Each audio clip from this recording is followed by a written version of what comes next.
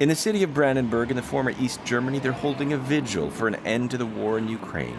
But when these left-wing militants protest for peace, it's all about stopping the export of weapons to Kyiv.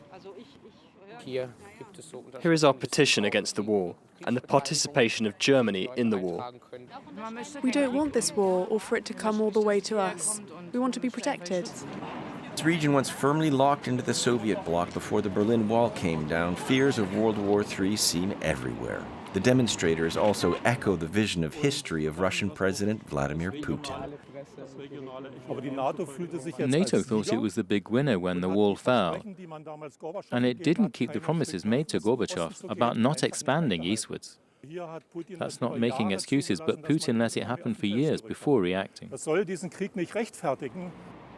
The former East Germany was built on anti-Americanism and friendship with Russia, so the German government's support for Ukraine now troubles many, and more so. Last Saturday in Berlin, many joined 13,000 people in a demonstration organized by this MP, also a prominent anti-NATO activist. The peace movement has to reclaim the street. But amidst the peace symbols, Russian flags, and some members of the far right and far left, it's a big challenge to persuade some voters to support Ukraine, says this MP, who also grew up in East Germany.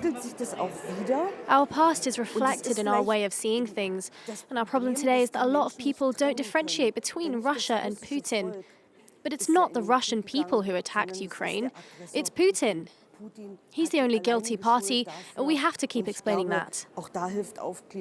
The big policy change Chancellor Olaf Scholz started a year ago doesn't have the support of a majority in the East. One poll suggests 59% are opposed to the imminent shipment of German heavy tanks.